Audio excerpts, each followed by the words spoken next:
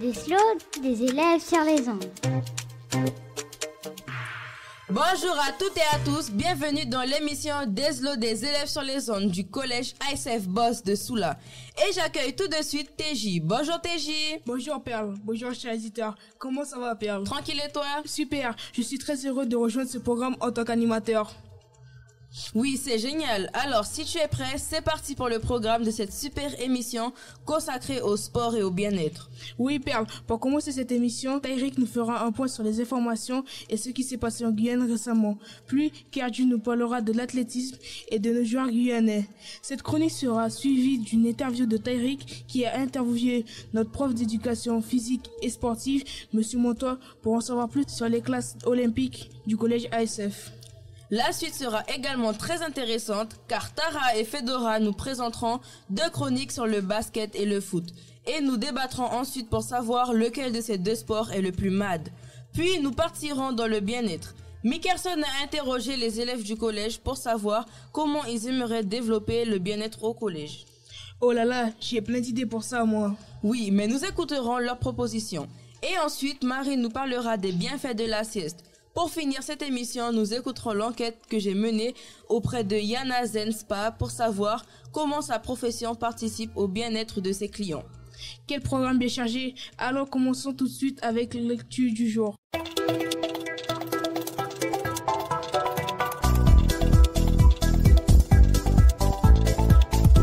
Bonjour à tous les auditeurs de Deslo, l'émission qui met des élèves sur les ondes. Aujourd'hui, nous allons parcourir quelques actualités qui ont marqué la semaine avec un focus particulier sur la visite d'Emmanuel Macron en Guyane. Le président français Emmanuel Macron a fait un court séjour en Guyane. Il est resté 36 heures seulement les 25 et 26 mars. Après, il est allé au Brésil jusqu'au 29 mars. Certains ont qualifié ce voyage de plein d'essence pour exprimer l'idée d'un passage obligatoire et non d'une visite passionnée.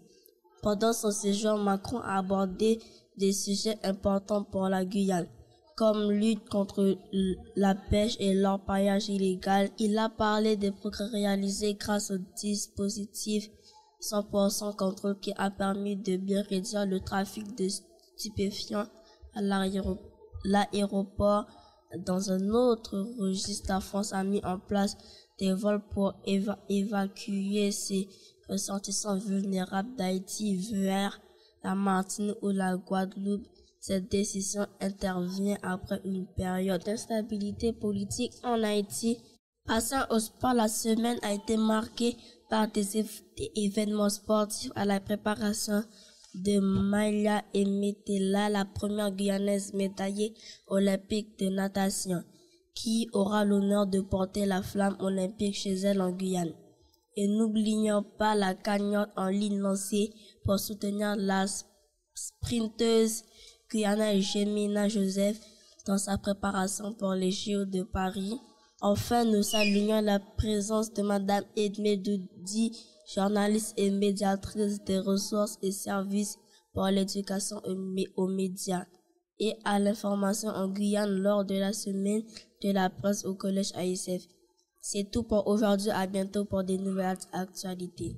Merci Tariq. Alors Perle, il me semble que tu as un chiffre du jour à nous donner aujourd'hui. Bah oui TJ, et c'est un chiffre qui concerne la Guyane et le sport. Ah bon? Oui, le chiffre du jour c'est 20. Et cela concerne les 20 médailles d'or emportées par les nageurs de la Ligue de natation de la Guyane dans le meeting à Grand Para à Macapa au Brésil. Ça s'est passé le week-end du 16 au 17 mars. La compétition a réuni plus de 200 participants. Ils étaient 4 Guyanais à représenter le pays, 2 du club de nageurs de Akayen et 2 des Marsouins de Maturi. Au total, sur ces 2 journées, 20 médailles d'or ont été remportées par les Guyanais. Eh bien, quelle performance! On a vraiment des bons sportifs en Guyane. Oui TJ, et Claire Drouin va maintenant nous parler de l'athlétisme et de ses étoiles guyanaises.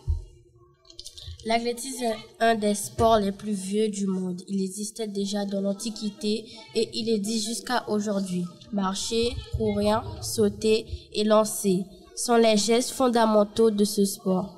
Maintenant, je vais vous présenter mon amour pour l'athlétisme. Ce sport permet de repousser les limites et de se dépasser, que ce soit en sprint, en saut en hauteur ou en lancer de javelot ou en saut en longueur. Chaque épreuve demande de la technique, de la force et de la concentration. Il y a aussi l'ambiance qui règne lors des compétitions, car on se bat soit pour battre un record personnel, soit pour remporter une médaille en individuel ou en collectif.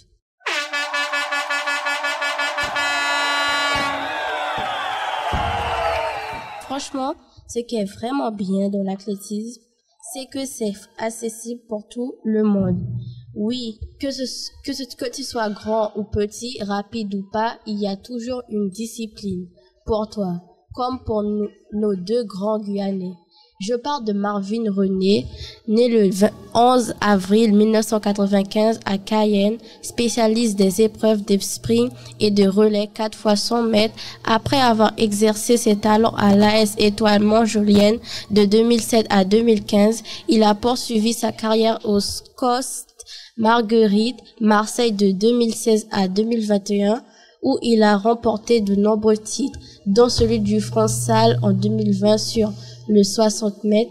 Il a représenté la France lors de compétitions internationales comme les champions d'Europe, où il a remporté la médaille d'argent en relais 4 fois 100 mètres et les Jeux olympiques où il a terminé 5e en série.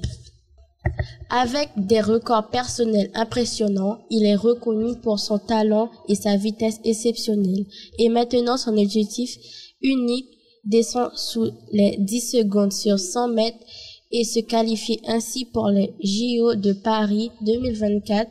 Battra-t-il Usain Bolt, le recordman mondial?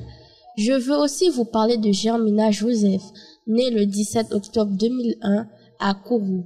Elle est spécialisée dans le sprint. Elle mesure 1,66 mètres. Elle représente le club Kourou et a un impressionnant palmarès. En 2018, elle a remporté la médaille d'argent au championnat d'Europe cadet et termine 4e aux Jeux olympiques de la jeunesse. En 2019, elle a obtenu la médaille d'argent au championnat d'Europe junior. En 2021, elle a décroché la médaille de bronze au championnat d'Europe d'espoir et celle d'argent au championnat de France. Son record personnel sur 200 mètres est de 22 secondes et 77 centièmes de seconde. Je vous rappelle que pour aider cette jeune athlète talentueuse et prometteuse, il y a une cagnotte en ligne afin de financer sa préparation au JO de Paris 2024. Alors, j'espère t'avoir donné envie de t'intéresser à l'athlétisme, qui est un sport formidable pour rendre soin de soi et de sa santé. Et vous préférez quelle discipline? Honnêtement, aucune idée. Il y a tellement de choix. Il faudrait que j'essaye plusieurs choses pour pouvoir me décider. Une chose est sûre, c'est que le fond et le demi-fond, c'est pas pour moi. Il faut trop d'endurance. Moi, j'adore la course. D'ailleurs, j'adore courir pour le cross du collège. Bête sérieux. Oui, je suis fort en endurance. Tiens, d'ailleurs, c'est notre mot du jour, l'endurance. L'endurance n'est pas seulement la capacité à courir longtemps ou à résister à un effort physique. La définition de ce mot est l'aptitude à résister à la fatigue, aux privations, à la douleur physique ou morale. Donc l'endurance, on peut la voir comme une force intérieure qui nous pousse à continuer même quand on a envie d'abandonner. C'est apprendre à persévérer dans n'importe quelle situation. Tu sais, par exemple face aux défis scolaires, aux relations compliquées avec les amis, les amoureux et les parents. Même face à la pression des réseaux sociaux. Alors, quand vous êtes face à un obstacle, au lieu de penser à l'abandon, dites-vous, c'est une chose de devenir plus fort. Si on cultive l'endurance, on peut voir à quel point nous pouvons aller loin. Non seulement en sport, mais dans chaque aspect de notre vie. C'est vrai, ce mot est très intéressant. Il faut savoir se dépasser et donner tout ce qu'on a de meilleur. D'ailleurs, notre collège cette année propose des classes olympiques pour développer les valeurs et l'esprit sportif des élèves. Oui, c'est une très belle initiative. Tariq a interviewé Monsieur Montois, prof de PS au collège Automne-Hiver Félix. Écoutons cela. Bonjour, je suis avec Monsieur Montois, prof de sport au collège Automne-Hiver Félix. Bonjour, monsieur. Ok, bonjour Tariq, ça va? Ça va, et vous? D'où est venue l'idée de créer une classe olympique au collège? Alors l'idée provient de Monsieur Morelon, qui est arrivé l'année dernière, donc un an avant moi. Et il sortait en fait de l'académie de Grenoble, et dans son académie, il projetait de créer des classes olympiques, où l'objectif et la finalité de ces classes-là, c'était d'amener les élèves à pouvoir déjà découvrir plus de choses en EPS, dans le sport, que ce soit sur le côté financier, le côté du paralympisme, les valeurs qui s'en rapprochent, enfin voilà, tout ce qui concerne l'olympisme. Et du coup, l'idée a été donnée de créer ces classes-là pour chaque niveau, donc 6e, 5e, 4e, 3e, et avec l'opportunité d'emmener une des classes aux Jeux Olympiques de Paris. Quels sont les projets pour la classe olympique? Ok, du coup j'ai un petit peu spoilé les projets. Alors là, le gros projet qu'on a avec une des classes olympiques, donc les 4e OYAPOC, c'est de partir à Paris. Donc là, on a obtenu tous les financements, les élèves peuvent tous partir. Maintenant, voilà, il va falloir qu'on s'accorde sur quels élèves vont vraiment partir, parce que certains n'ont pas forcément le profil adapté pour être accueillis à Paris. Quels sont les critères de sélection pour intégrer la classe olympique?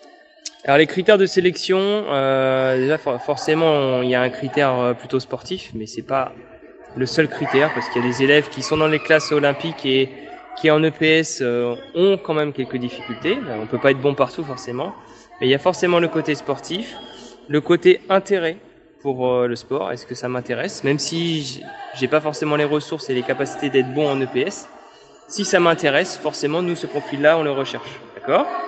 Et le troisième, ça va aussi être le côté, est-ce que je suis sérieux et travailleur en classe?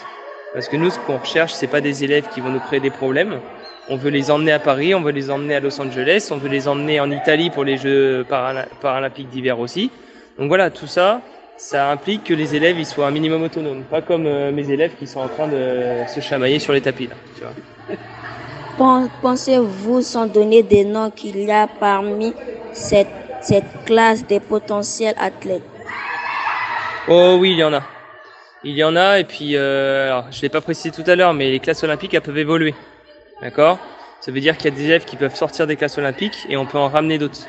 Et parmi toutes les classes olympiques qu'on a, oui, il y a un ou deux athlètes qui pourraient devenir de futurs, qui pourraient participer un jour aux Jeux Olympiques, mais il faudrait qu'ils aillent aussi se former à l'étranger. Peut-être en France métropolitaine, là où il y a plus d'experts, plus d'entraîneurs qui ont du vécu, qui ont de l'expérience dans les Jeux Olympiques. Voilà. Merci, monsieur. Merci, monsieur. Merci, Eric. Bon courage. Eh ben, c'est super intéressant. Ils ont vraiment de la chance de pouvoir aller à Paris pour voir les Jeux. J'aimais trop y aller, même pour la Tour Eiffel. Fallait s'inscrire en classe olympique. Je suis pas très sportive, contrairement à nos amis Fedora et Tara, qui vont nous présenter des chroniques sur le foot et le basket. Ah top, j'adore ces deux jeux. J'ai hâte d'entendre ce qu'ils vont nous dire, Tara et Fedora. Oui, on accueille tout de suite Fedora qui va nous parler du football et de ses stars guyanaises. Bonjour Fedora. Bonjour à tous. Salut à tous les fans de foot.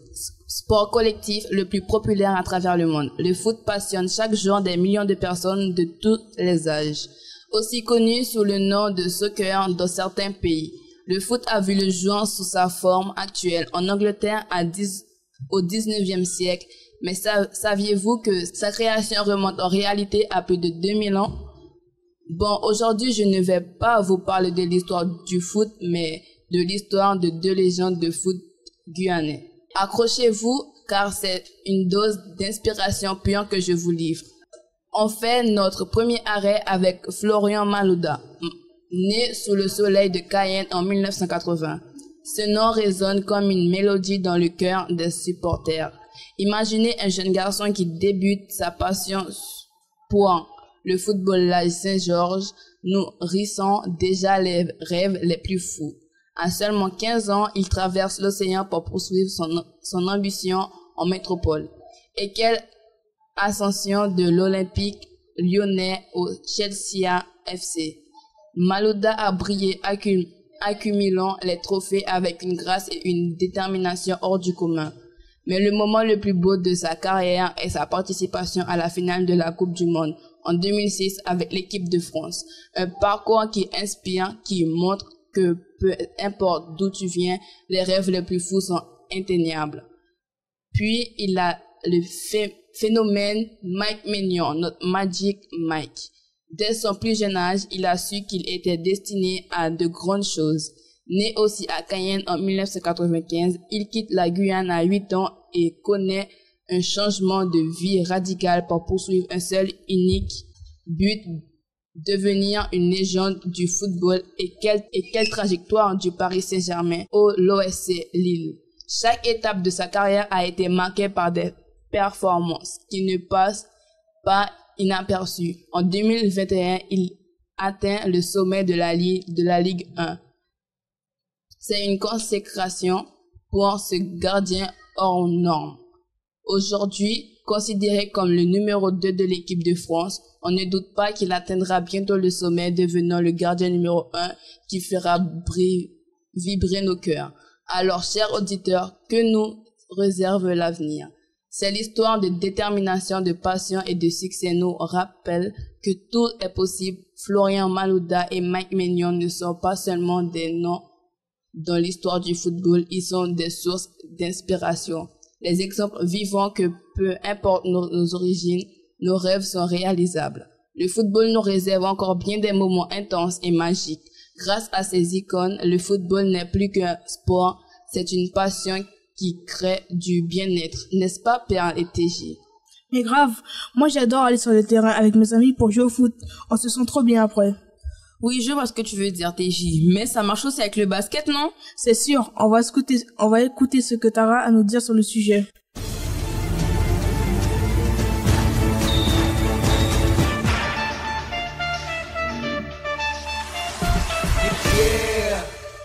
Bonjour Tara. Bonjour Perle, bonjour TJ, bonjour chers auditeurs.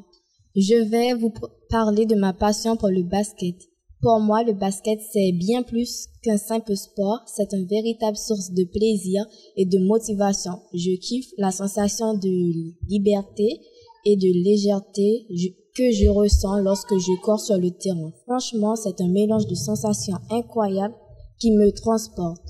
C'est bien l'esprit d'équipe et de solidarité qui règne sur le terrain. Avec les coéquipiers, on partage ensemble les victoires et les défaites. Enfin, je ne parle pas de ma passion pour le basket sans penser aux grands stars de la NBA qui nous inspirent et qui nous font rêver. Au final, le basket pour moi, c'est bien plus qu'un sport, c'est ma passion que je vais partager avec vous et autres et à travers de 2 joueurs internationaux de basket. Première, Kevin Séraphin, joueur de basketball guyanais, né le 7 décembre 1987 à Cayenne, mesure 2,06 mètres, qui était au poste de pivot ou d'ailier fort. Après ses débuts de Pro A avec Cholet en 2005, il a brillé en championnat d'Europe espoir en remportant la médaille d'argent en 2009. En 2011, il a été vice-champion lors du championnat d'Europe de 2010 à 2017. Il a joué avec les Wizards de Washington en NBA, puis a rejoint le FC Barcelone en Espagne jusqu'à sa retraite en 2020. Séraphin a également porté le maillot d'équipe de France à 47 reprises. Deuxièmement, le Guyanais Damien Inglis, né le 20 mai 1995 à Cayenne, est un joueur de basket international guyanais qui mesure 2,03 m et qui joue au poste d'ailier fort. Après avoir joué à LASC, il signe à Cayenne. Il intègre un centre de formation en France jusqu'en 2013. Il devient le leader de la sélection française lors du championnat d'Europe des 18 ans et moins en Lettonie. Après avoir été drafté par la NBA en 2014, il joue pour différentes équipes américaines qu'en 2017. Depuis son retour en Europe, il travaille beaucoup et espère participer à la Coupe du Monde 2023 avec l'équipe nationale. Alors, dites-moi, êtes-vous prête à me rejoindre sur le terrain de basket pour vivre des moments inoubliables. Avec plaisir, Tara. Moi aussi. D'ailleurs, toi, TJ, tu préfères quoi, le basket ou le foot? Le foot. En fait, j'aime regarder un bon match de basket aussi. Question difficile. Et toi? Moi, c'est le basket, wesh, c'est trop mince. Bon, on va laisser la place au débat de Tara et Fedora, voir quel sport sort vainqueur de ce match. Football ou basket? Alors les filles, foot ou basket? T'en penses quoi, Fedora? Non, le foot, c'est le sport ultime, avec une histoire riche et des moments de pur génie. Pourquoi tu préfères le basket? Salut, ouais, le basket est vraiment mon truc. C'est rapide, intense et chaque match peut basculer en un instant. Mais le football, ça ressemble juste à un groupe de gars qui courent après un ballon pendant des heures sans vraiment manquer des buts. Oh, tu ne peux pas dire ça. Le foot est tellement plus que ça. C'est un jeu de stratégie, de tactique où chaque mouvement compte. Tu dois avoir une vision du jeu pour en comprendre à quel point c'est magnifique. D'accord, mais tu dois admettre que le basket a aussi ses tactiques, les passes, les dribbles, les tirs à 3 points. C'est tout un art en soi et les matchs sont tellement intenses, il n'y a pas de temps mort, ça bouge tellement. Mais le foot a une portée mondiale bien plus grande. La Coupe du Monde, c'est l'événement du sportif le plus regardé au monde. Le basket peut être populaire, mais rien ne se compare à la passion que le monde entier partage pour le foot. Ouais, la Coupe du Monde, c'est sympa, mais tu ne peux pas nier l'impact mondial de la NBA. Les stars du basket comme LeBron James ou Stephen Curry sont connues partout et les équipes de la NBA attirent des fans du monde entier. D'accord, la NBA a de grandes stars, mais le foot a une histoire qui remonte à des siècles. Des légendes comme Pelé, Maradona, Messi, Ronaldo, leur nom résonne à travers l'histoire du sport. Ok, je considère ça. Le foot a ses légendes, mais le basket a aussi ses icônes. Des joueurs qui ont transcendé le sport et sont devenus des symboles culturels. Et c'est un sport qui continue d'évoluer avec des nouveaux talents qui émergent chaque année. Tu sais quoi? Peut-être qu'on ne sera jamais d'accord sur lequel est le meilleur sport, mais au moins on peut convenir que chacun a ses propres qualités uniques qui le rendent spécial, non? Ouais, c'est vrai. Peut-être qu'on devrait juste apprécier nos sports respectifs et les laisser choisir celui qui leur convient le mieux. Après tout, l'important c'est de s'amuser et de partager sa passion avec les autres. Exactement. Donc, même si je ne comprends pas complètement pourquoi tu préfères le basket, je respecte totalement ta passion pour ce sport. Pareil, je respecte ton choix. Merci les filles et chers auditeurs. Vous êtes plutôt foot ou basket? Et pourquoi? N'hésitez pas à laisser votre avis. En tout cas, c'est parfait pour les filles. C'est l'esprit du sport. Le respect. C'est clair. Peu importe le sport qu'on aime, je pense que quand on en pratique, quelle que soit la discipline choisie, on cultive un esprit de partage et d'entraide. C'est pour ça que le sport, c'est important, hein? Oui, ça participe à notre bien-être, à notre développement personnel. Oui, c'est très important de se sentir bien. C'est pour cela que Mickerson a cherché à savoir auprès des élèves du collège comment ils souhaitent améliorer leur bien-être au collège. Écoutons leurs réponses. Comment améliorer ton bien-être au collège? Je pense arrêter de se battre, arrêter de faire des cocos derrière les gens pour créer histoire, arrêter de faire de l'hypocrisie et chercher problème avec les gens plus petits ou plus grands. Je voudrais que le collège soit plus calme et qu'il y ait moins d'histoire. Instaurer les toilettes mixtes. Mettre des clims dans les permanences, que les garçons peuvent danser avec les filles et que les gens arrêtent de terminer à 17h. C'est pas possible. Alors, ce que j'ai envie de changer dans l'établissement, faut mettre des matelas dans des salles pour que les gens puissent se reposer. Il faut... j'ai déjà oublié. Il faut changer les ordi. Oui. Ouais, ils sont trop vieux. Et mettre la clim dans toutes les salles. Voilà, c'est tout. Et les caméras, il faut tous les enlever. Comme ça, on fait des bêtises. Des matelas dans les salles, je rêve. S'il y avait des matelas dans les salles, je pense pas que j'allais écouter les cours, hein. Oui, ça serait très bien. On pourrait se reposer car c'est important le repos. Oh oui. Tiens, ça tombe bien. La prochaine chronique nous parle des bienfaits de la sieste. Oui, Père. On va voir ce que va nous expliquer Marie Davina. Bonjour Marie. Salut à tous. Aujourd'hui, on va parler d'un sujet qui, j'en suis sûre, on va réjouir plus d'un. La sieste. Et oui, vous avez bien entendu, ce petit moment de pause que certains d'entre vous adorent et que d'autres considèrent peut-être comme une perte de temps ou un truc de bébé. Eh bien, détrompez-vous.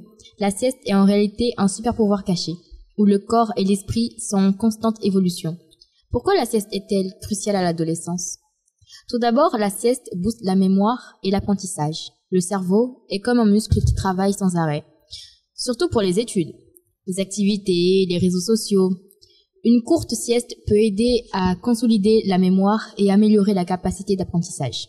Imaginez, un petit somme et bam, vous vous souvenez mieux de vos cours ou de cette nouvelle chorégraphie. La sieste améliore l'humeur. Et oui, si vous êtes grognon, dormez.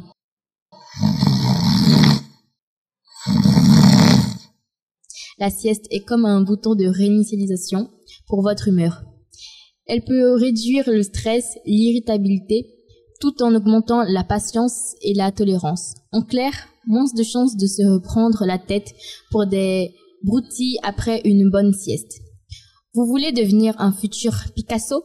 Alors augmentez votre créativité grâce à la sieste. Pour les artistes, musiciens, écrivains ou tout simplement les rêveurs, une sieste peut ouvrir les portes de la créativité. Elle permet à l'esprit de se relaxer et de faire le vide, ce qui peut ensuite favoriser l'émergence de nouvelles idées ou de perspectives novatrices. La sieste booste également l'énergie. Cela peut sembler contre-intuitif, mais se reposer peut réellement vous donner plus d'énergie. Une sieste de 10 à 20 minutes peut vous aider à vous sentir plus alerte et dynamique pour le reste de la journée, sans pour autant affecter votre sommeil nocturne.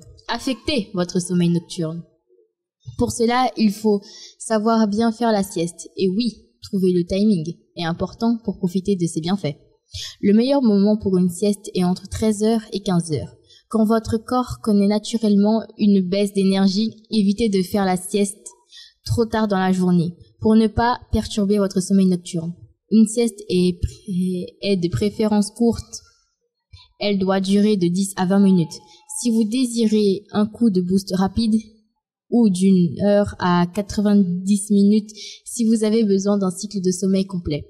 Mais attention, se réveiller en plein milieu d'un cycle de sommeil peut vous laisser dans le gaz.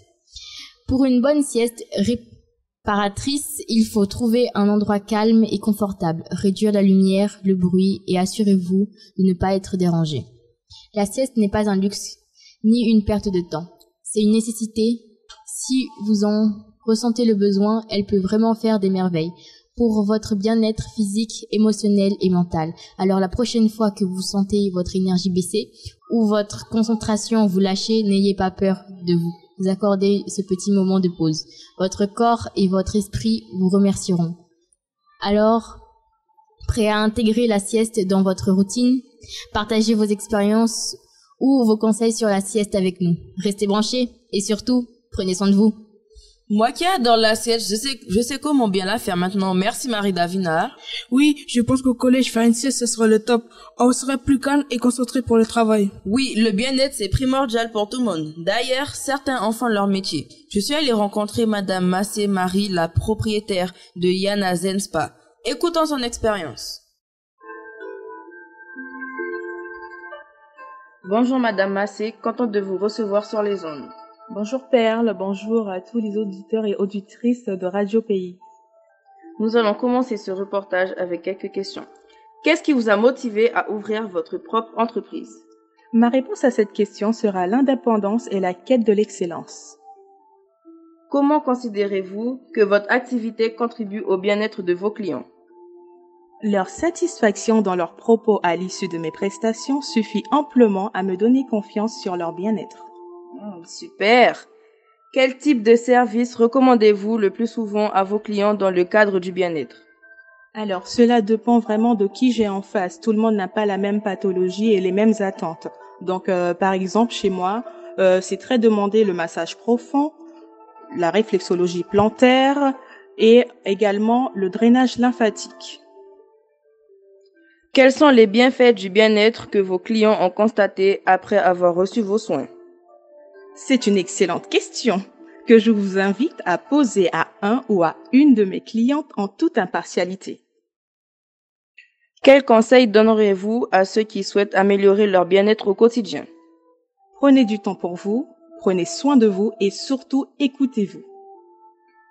Merci à Madame Massé pour le temps que vous avez accordé pour cette émission. Merci à vous également et de la confiance accordée. Bravo Perle pour ce joli reportage. C'est vraiment intéressant de voir à quel point le bien-être est important. Oui, j'ai beaucoup découvert cet endroit et sa propriétaire. C'est inspirant.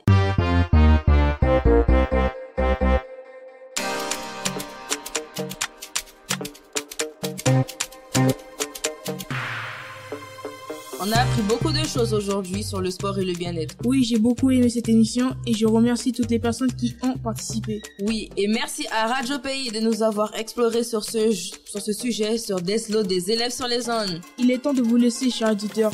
On vous remercie de votre écoute. Prenez soin de vous et retrouvez la semaine prochaine les élèves du lycée Gaston Monnerville. C'était les élèves du collège Antoine Sylvain Félix. Sous la chaux.